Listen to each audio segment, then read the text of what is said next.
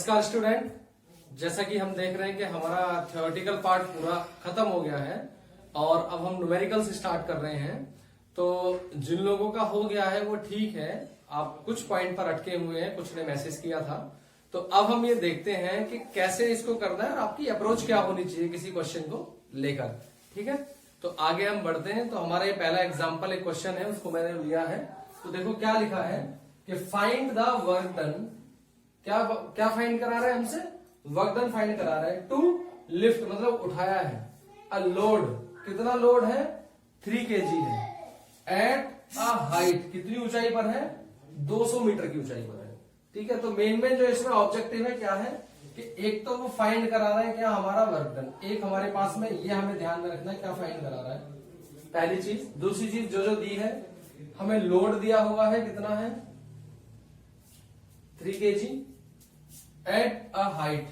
अब हाइट किसका काम करेगी? ये 3 एलिमेंट हमें इसमें देखने, हमें क्या क्या दिया हुआ है। तो मैं क्या करता हूं, यहां लिख लेता हूं जो हमें दिया हुआ है। तो पहले हमें दिया है लोड, तो लोड का मतलब क्या हो गया? फोर्स। ये लोड है, लोड किसमें? W यानी कि वेट हो गया। तो वेट को किस में कंसीडर करते हैं? फोर्स में कंसीडर करते हैं। अब फोर्स को हम किलोग्राम में ही ले लेते हैं। तो ये जो फोर्स है ये हमारी कितनी हो जाएगी? 3 kg। ठीक है, डिस्टेंस यानी कि हाइट दे रखी है, तो मैं h लिख देता हूं इसको। ये कितना हो जाएगा? 200 मीटर। क्लियर है? और इसको क्या बोल सकते हैं हम? dv बोल सकते हैं। ठीक है, क्या निकालना है हमें? वर्क डन निकालना है। ये हमसे पूछ रहा है कि वर्क डन कितना होगा। देख लेते हैं। अब वर्क डन का थ्योरी में हमने फॉर्मूला पढ़ा है, W = F × D। अब क्योंकि पूरे क्वेश्चन में ऐसा कहीं नहीं लिखा हुआ है कि कोई एंगल दिया हो या कुछ दिया हो, ये डायरेक्ट हमसे पूछ रहा है कि कोई हमारे पास में 3 किलोग्राम का एक लोड है जिसको हमें क्या करना है? लिफ्ट करके लाना है। कहां तक लाना है? 200 मीटर तक लाना है। ठीक है, तो वर्क डन पूछ रहा है। तो वर्क डन हो गया फोर्स इंटू डिस्टेंस, और ये डिस्टेंस यहाँ पे काम किसकी करेगी? हाइट की। तो इसकी अगर हम कैलकुलेशन करते हैं तो फोर्स हमारे पास हो गया 3 और ये डिस्टेंस हमारे पास हो गई 200। यहां से जो इसका आंसर आया 3 × 2 = 6, ये आया 600 किलोग्राम मीटर।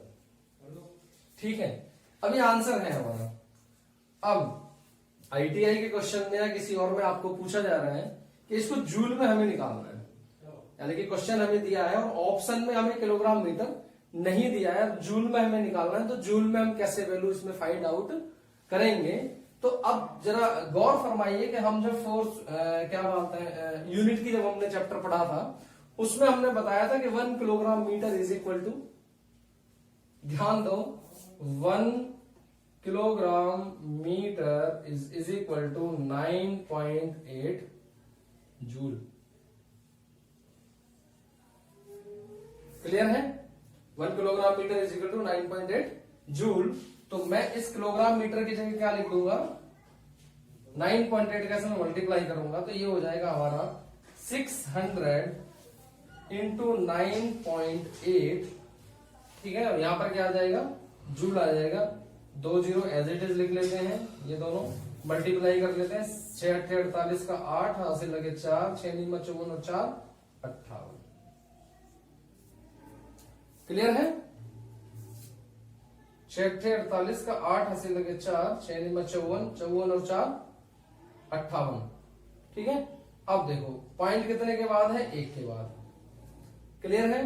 तो जो आंसर हमारे पास आया, इसको हटा देते हैं यहां से, वो ये पॉइंट यहां लगे, वो आया 5880 जूल। अगर इसी को वो किलो जूल में पूछता है कि किलो जूल कितना होगा, तो हम किससे डिवाइड कर देंगे? इसको 1000 से डिवाइड कर देंगे और इसका आंसर हमारे पास क्या आ जाएगा? 5.880 और ये आगे किलो जूल। क्लियर है? तो देखो समझने की बात है, क्वेश्चन में हमें देखना है कि क्या दिया हुआ है और उसके अकॉर्डिंग ही हम इसको फाइंड कर पाएंगे। अगर आप ना तो ये देख रहे हैं, ना ये देख रहे हैं, ना ये देख रहे हैं, क्वेश्चन सॉल्व करने बैठ रहे हैं और सिर्फ आपके माइंड में वैल्यू चल रही है, तो वैल्यू दी किसकी है वो आपको पता होना चाहिए। और जब तक इसका पता हम नहीं कर पाएंगे तब तक ये क्वेश्चन हमसे नहीं हो सकता है। ठीक है, तो इसको एक बार आप देख लीजिए, कोई डाउट है तो ये, क्योंकि सिंपल फॉर्मूला है और इसी फॉर्मूले बेसिस पे आपके इसमें चैप्टर में क्वेश्चंस भी हैं। सिर्फ फॉर्मूला हमें करना है W is equal to F into D use, और इसी के बेसिस पे क्वेश्चन है कहां से एफ आना है कहां से डी आना है, उसको आपको थोड़ा सा देखना पड़ेगा। ठीक है, जब तक आप इस क्वेश्चन को उतारिए हम नेक्स्ट क्वेश्चन पे आते हैं। ओके, चलिए पहला क्वेश्चन हम आशा करता हूं आपको समझ में आ गया होगा। दूसरे पे आते हैं। दूसरा है हमारा, वो पूछ रहा है हमसे, a vehicle with mass of 700 kilogram climbs the gradient of 1 in 20 at constant speed of 60 kilometre per hour, find out the work done by the vehicle against gravity. ठीक है, ये हमसे क्या पूछ रहे हैं, कोई व्हीकल है जिसका मास कितना है 700 यानी कि 700 किलोग्राम है, क्या हो रहा है, चढ़ रहा है ऊपर को, क्लाइम हो रहा है। ठीक है, ऊपर चढ़ रहा है। ग्रेडियंट, ये ग्रेडियंट का मीनिंग अभी आपको बताएंगे, और ये मतलब ग्रेडियंट बोले तो स्लोप की बात करता है, मतलब स्लोप हो रहा है। ठीक है, और कितनी स्पीड है उसकी, constant speed of 60 kilometre, 60 kilometre उसकी स्पीड है, वेलोसिटी जो हम बोल रहे हैं। ये हमसे find out the work done by the vehicle against gravity. अब देखो क्लाइम, ऊपर चढ़ना हो गया, तो व्हीकल मान लो यहां बना लेते हैं हम व्हीकल ऐसे करके। ठीक है, तो क्लाइम कर रहा है व्हीकल, और इसकी स्पीड क्या है व्हीकल की, वो है 60 किलोमीटर पर आवर। ठीक है, कांस्टेंट स्पीड है, स्पीड हमारी क्या है, कांस्टेंट है, तो ये 60 किलोमीटर पर आवर की स्पीड से चल रहा है। अब ये वर्क डन की बात कर रहे हैं, work done by the vehicle. Actually ये जो 1 in 20 दिया है, ये जो हमारी डिस्टेंस है वो मीटर में दे रखी है। 1 in 20 आप इसको ऐसे एक समझ सकते हैं कि जैसे आपने देखा होगा कि ये हमारा क्या बोलते हैं, ये कोई गाड़ी हो गई, यहां पर इस गाड़ी में हमको जो है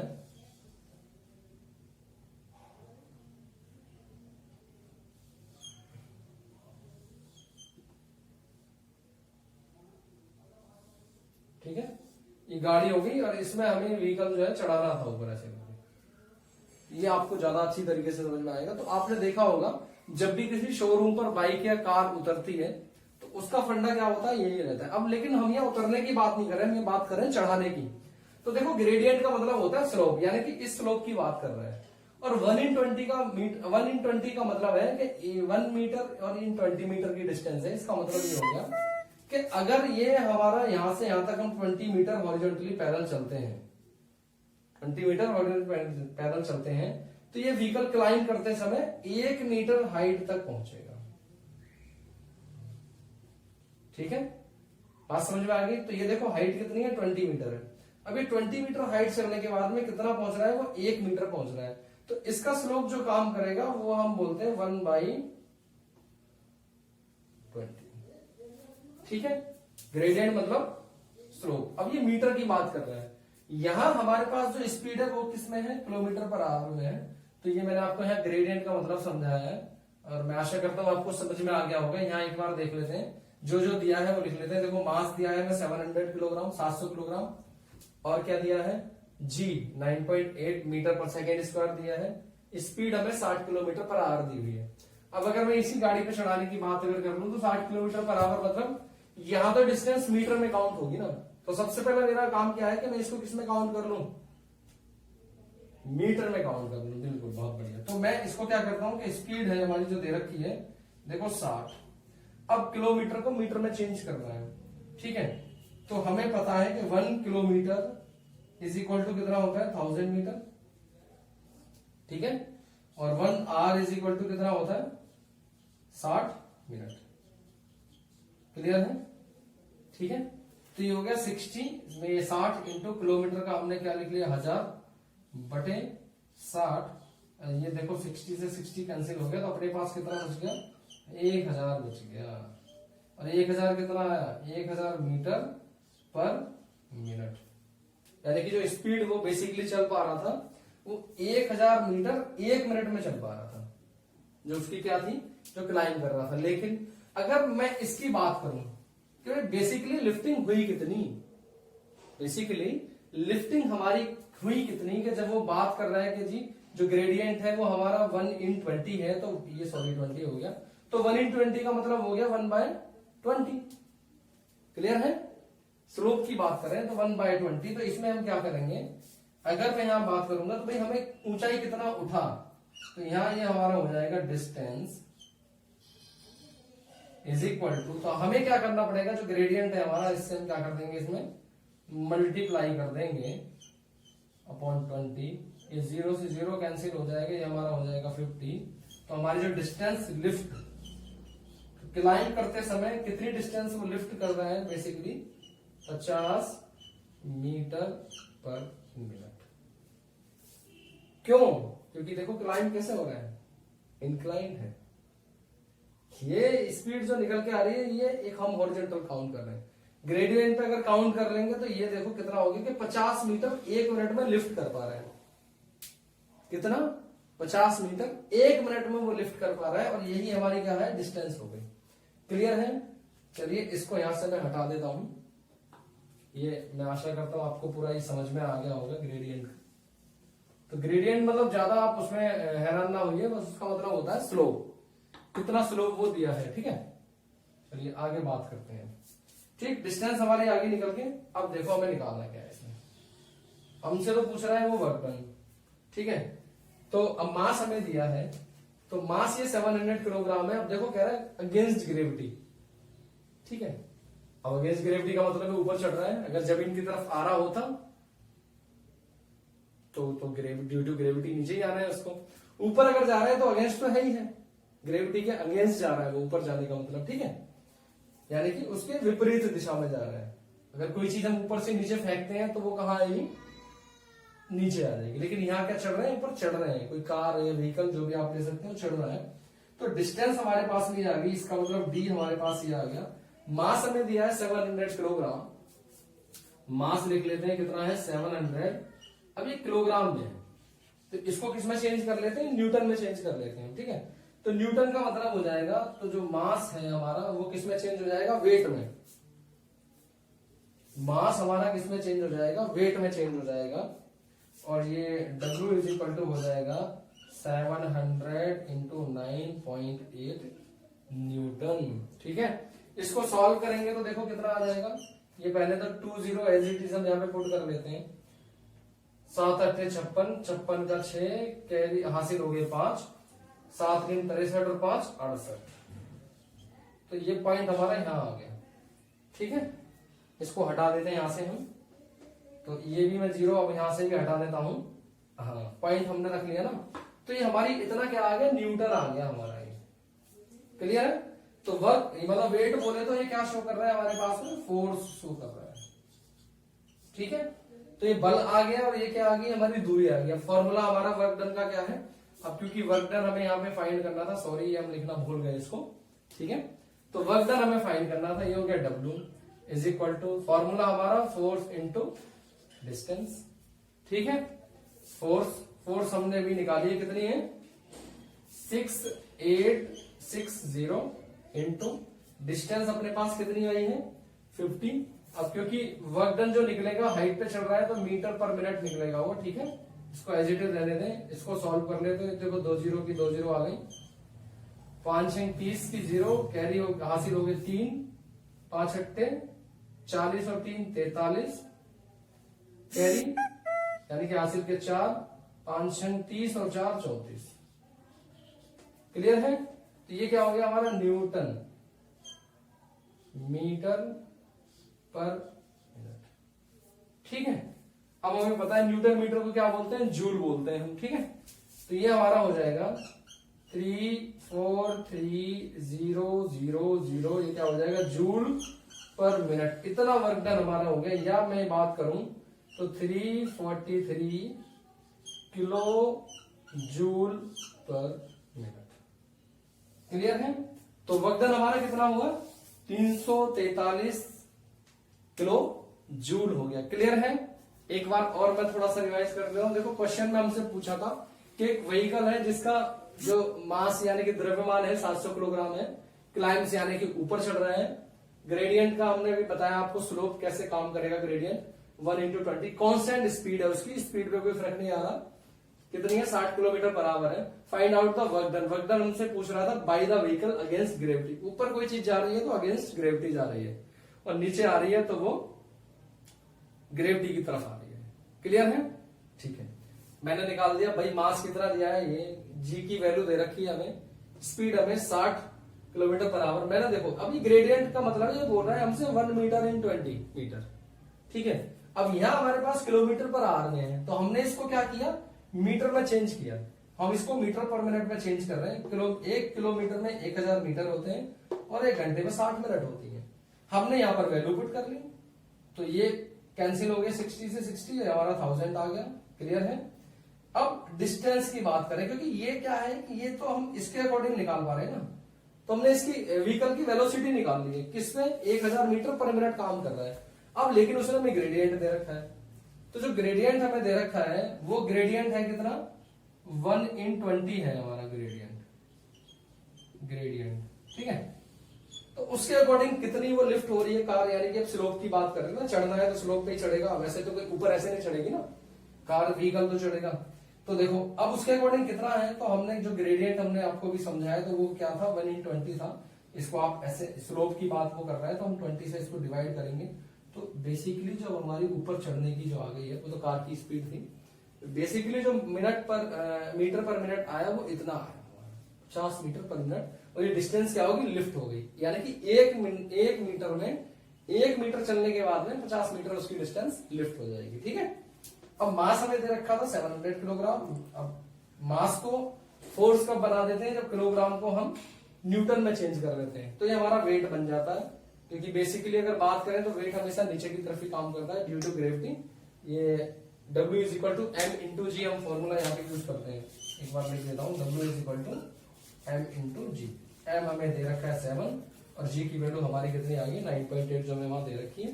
फोर्स हमने यहां से निकाल लिया, फॉर्मूला वर्क डन का W is equal to F into D, और एफ की वैल्यू हमने रख ली, डी की वैल्यू रख ली, तो ये हमारा वर्क डन कितना आ गया, 343 किलो जूल पर मिनट, ठीक है। आप इस क्वेश्चन को उतारिए, अब नेक्स्ट क्वेश्चन पे चलते हैं।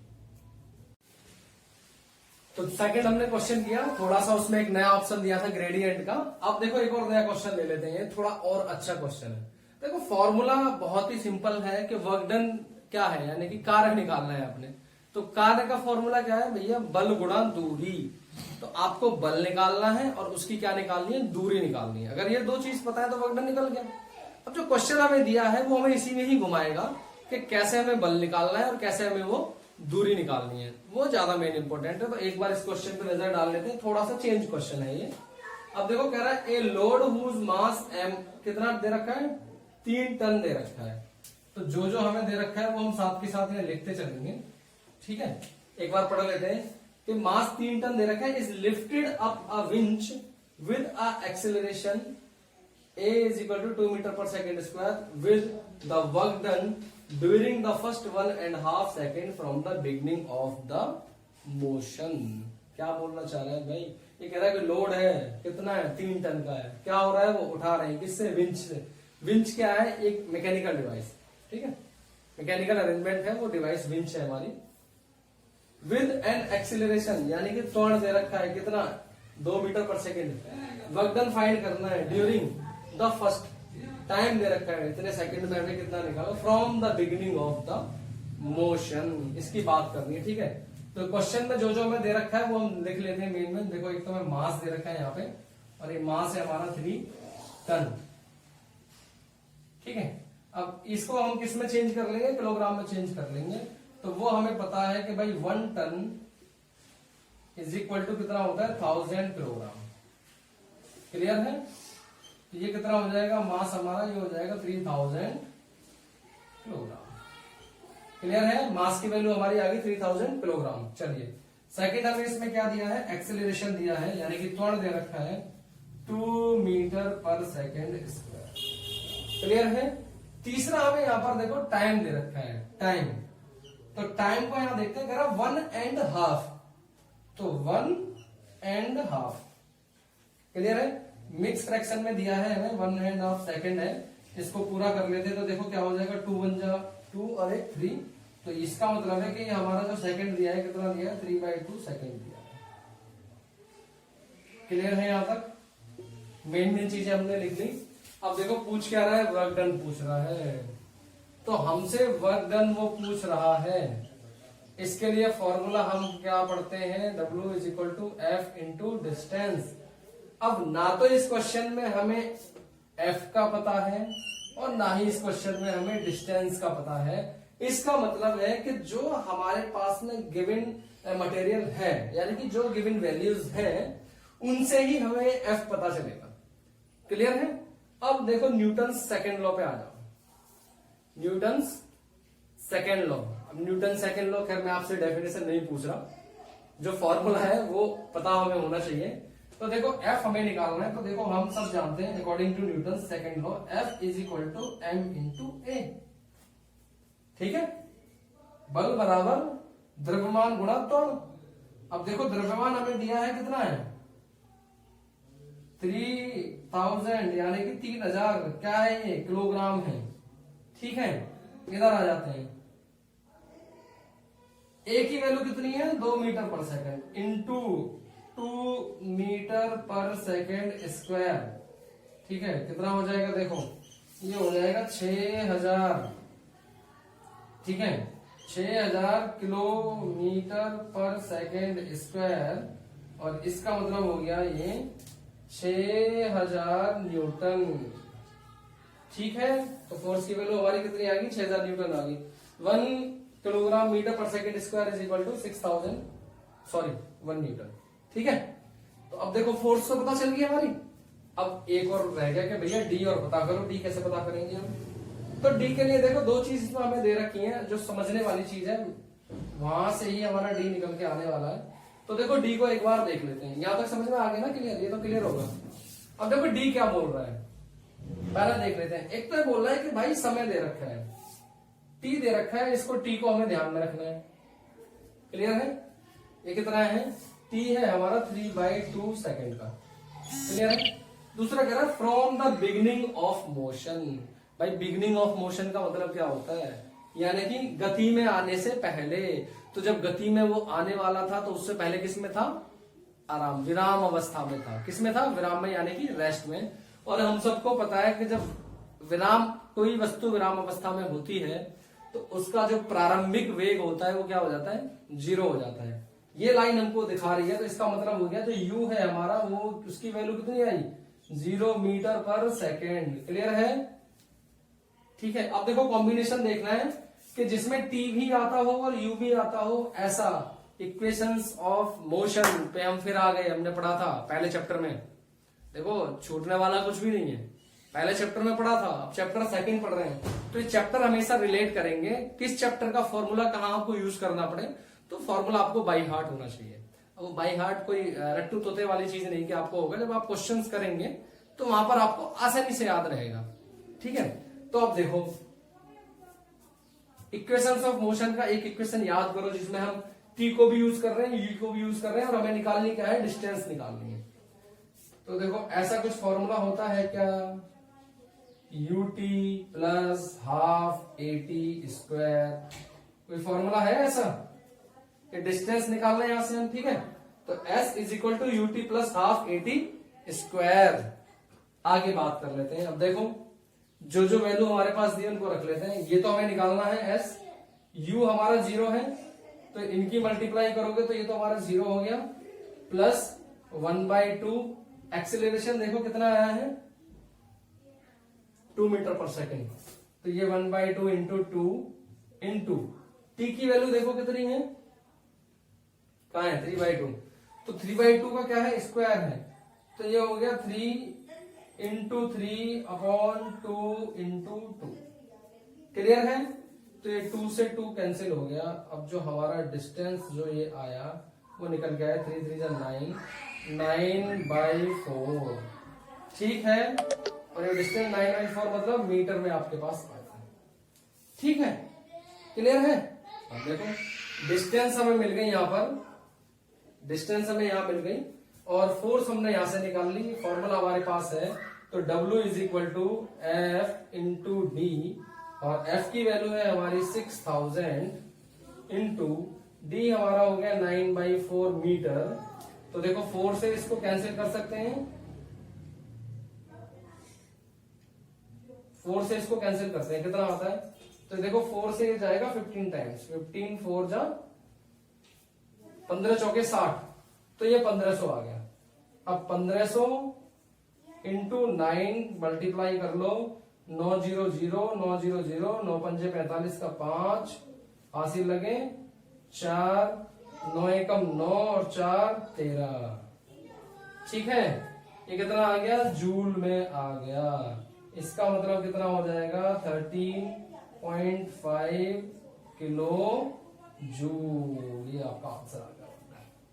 ठीक है, क्वेश्चन समझ में आया पूरा? अब क्या दिया था हमने, क्या से क्या कर लिया और क्या से क्या निकाल के हम कहां तक पहुंच गए? वर्क डन तक पहुंच गए। तो देखो क्वेश्चन आसान था, जब हमें चीजें पता चली एक दूसरे से रिलेट होती हैं, हम करते आए और यहाँ पर हमारा क्वेश्चन सॉल्व हो गया। ठीक है, तो मैं आशा करता हूं कि आपको थोड़ा कुछ माइंडसेट आपका कुछ चेंज हुआ होगा, क्वेश्चन को लेकर, समझने को भी लेकर थोड़ा चेंज हुआ होगा।